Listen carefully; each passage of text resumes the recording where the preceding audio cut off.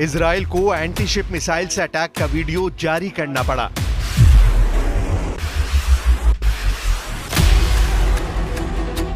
Syria के जंगी जहाज कैसे पोर्ट पर ही डुबो दिए गए, ये साबित करना पड़ा। इजराइल को F-15 फाइटर जेट से हमले के वीडियो भी दिखाने पड़े। 2 दिन में कैसे सीरिया की सेना को मिट्टी में मिला दिया, वो धमाके वायरल कर दिए गए।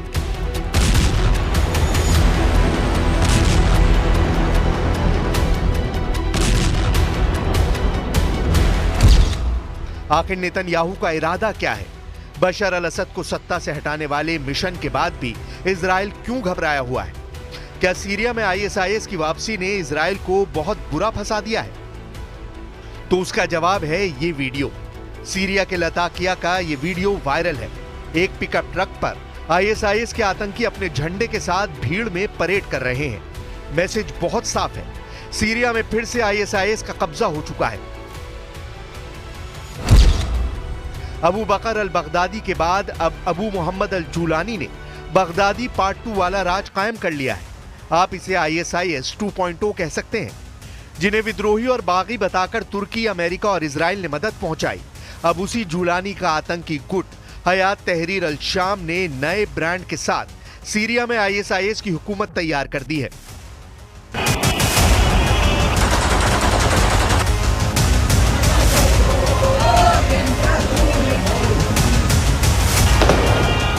सीरिया में 48 घंटों के अंदर 400 से ज्यादा हमले करने वाले नेतन्याहू सब कुछ जानते हैं, लेकिन उनका एक बयान आने के बाद दुनिया हैरान रह गई है। नेतन्याहू ने कहा है कि वो सीरिया में नई हुकूमत यानी ISIS 2.0 के साथ रिश्ते कायम करना चाहते हैं, लेकिन उनकी कुछ शर्तें हैं। אנחנו רוצים יחסים תקינים עם המשטר החדש בסוריה. אבל אם המשטר הזה יאפשר לאיראן לחזור להתבסס בסוריה, או יאפשר העברת נשק איראני או כל נשק אחר לחיזבאללה, או יתקוף אותנו, אנחנו נגיב בעוצמה. אנחנו נגבה ממנו מחיר כבד. מה שקרה למשטר הקודם יקרה גם למשטר הזה. क्या सीरिया में नई सत्ता को लेकर नेतन्याहू किसी गलतफहमी का शिकार हुए हैं? क्या सीरिया में हयात तहरीर अल शाम या कहें अल कायदा या फिर इसके असली नाम ISIS को लेकर नेतन्याहू को किसी ने गुमराह किया है? इन 2 तस्वीरों की तुलना इस वक्त सोशल मीडिया पर बहुत वायरल हो रही है। एक तस्वीर में है जूलानी का साथी मोहम्मद अल बशीर, जो सीरिया का नया कार्यवाहक प्रधानमंत्री बनाया गया है, और दूसरी तस्वीर ISIS के एक आतंकवादी की है, जो बगदादी के आतंक वाली मुहिम को चाकू की धार से आगे बढ़ा रहा है। दोनों तस्वीरों में क्या समानता है, इस पर बहुत सी बातें हो रही हैं। जूलानी का साथी मोहम्मद अल बशीर 3 महीने के लिए सीरिया का कार्यवाहक प्रधानमंत्री बनाया गया है। सीरिया में सब उसका ISIS वाला इतिहास जानते हैं। अब ये सीरिया में नई सरकार बनाने का काम कर रहा है। بالإضافة للحكومة السورية للنظام المخلوع، عنوان الجلسة هي عبارة عن نقل مؤسسات والملفات من حكومة النظام المخلوع إلى حكومة السورية المؤقتة من أجل استلام هذه الملفات وتسيير الأعمال। अब तस्वीर के बाद वीडियो देखकर तुलना कीजिए कि जूलानी का डिप्टी मोहम्मद अल बशीर और उसका ISIS वाला काला इतिहास सीरिया को किस दिशा में ले जाएगा, क्योंकि सीरिया ने पिछले 15 सालों में इतना खून देखा है कि मर चुके बगदादी और ISIS का खौफ अब फिर बढ़ने लगा है। इस वक्त सीरिया से बहुत से ऐसे वीडियो आ रहे हैं जिन पर ISIS की छाप है। बशर अल असद की सरकार में बगावत का विरोध करने वालों को बंधक बनाकर गोलियों से भूना जा रहा है। उनकी लाशें सड़कों पर घसीटी जा रही हैं, ये बताने के लिए कि अब सीरिया में बगदादी पार्ट 2 आ चुका है और असद के समर्थकों का सामना अब मौत से है।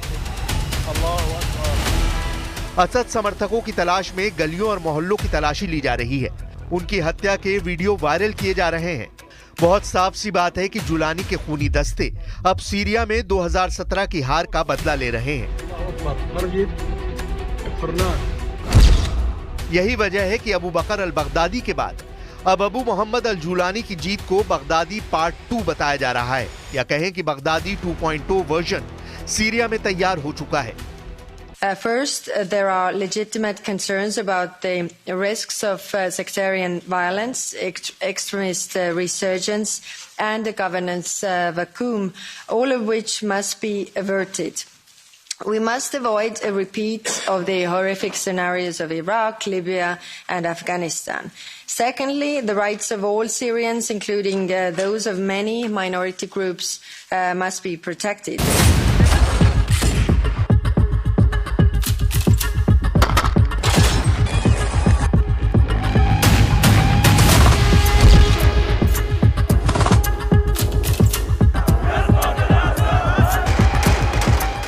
इस पिकअप ट्रक के आगे देखिए आईएसआईएस का झंडा लगा हुआ है।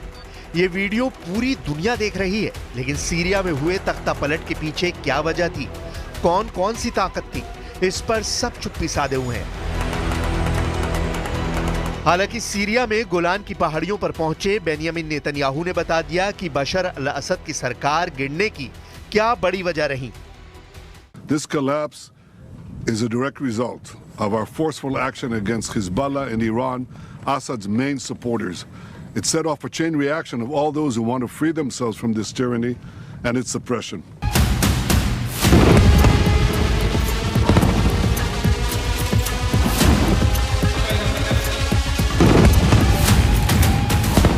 इजराइल पर बार बार ये इल्जाम लगा कि वो सीरिया को अस्थिर करने के लिए बशर अल असद के दुश्मनों को मजबूत कर रहा है, और ये बात इजराइल की मीडिया ने खुद छापी। टाइम्स ऑफ इजराइल में खबर 14 जनवरी 2019 को छपी थी कि इजरायली सेना के चीफ ऑफ स्टाफ गादी आजनकोट ने सीरिया के विद्रोहियों को हथियार सप्लाई करने की बात मान ली है। इससे पहले 13 मार्च 2015 को इजराइल के अखबार यरूशलेम पोस्ट ने रिपोर्ट छापी थी कि इजराइल सीरिया में घायल अल-कायदा के आतंकियों का इलाज कर रहा है। अब जुलानी का मिशन सीरिया पूरा होने के बाद नेतन्याहू ने नई सरकार से दोस्ती करने की ख्वाहिश जाहिर की है। ये बात सुनकर नेतन्याहू के समर्थक भी हैरान हैं। लेकिन नेतन्याहू अब सीरिया में गोलान की पहाड़ियों पर पहुंचकर अपनी बड़ी जीत का दावा कर रहे हैं। टूटा और बिखरा हुआ सीरिया, जो इस वक्त आईएसआईएस के आतंकवाद की चपेट में है, नेतन्याहू की सेना उसके उस खास हिस्से पर काबिज हो गई है। नेतन्याहू का दावा है कि सीरिया में बशर अल असद की सरकार गिरने के साथ 50 साल पुराना युद्ध विराम का समझौता खत्म हो गया है। इस वजह से इजराइल ने सीरिया के इलाके में बफर जोन बनाने का फैसला किया। We gave the Israeli army the order to take over these positions to ensure that no hostile force embeds itself right next to the border of Israel. This is a temporary defensive position until a suitable arrangement is found. Netanyahu इस नए buffer zone को सुरक्षा का स्थायी इंतजाम बता रहे हैं, लेकिन बड़ा सच यह है कि संयुक्त राष्ट्र ने इसे अवैध बताया है और कहा है कि नेतन्याहू 1974 के विस्थापन समझौते का उल्लंघन कर रहे हैं। इजराइल ने 1967 में दक्षिण पश्चिम सीरिया के गोलान के पहाड़ों पर कब्जा कर लिया था। अमेरिका को छोड़कर बाकी दुनिया और भारत भी इसे सीरिया की जमीन पर इजराइल का कब्जा मानता है। It is crucial to preserve the territorial integrity of Syria and to respect its independence, its sovereignty, as well as the state institutions. Syria ही नहीं, अब सीरिया के पड़ोसी देशों के लिए भी आने वाला वक्त खतरे से खाली नहीं। युद्ध कहां और कब शुरू होगा, यह अब अमेरिका और इजराइल से ज्यादा जुलानी तय करेगा। सीरिया में तो उसने बिना लड़े दमिश्क पर कब्जा कर लिया। सवाल है कि क्या अब उसका अगला टारगेट तेल अवीव होगा या फिर वो अब बाकी अरब मुल्कों पर नजर गड़ाएगा।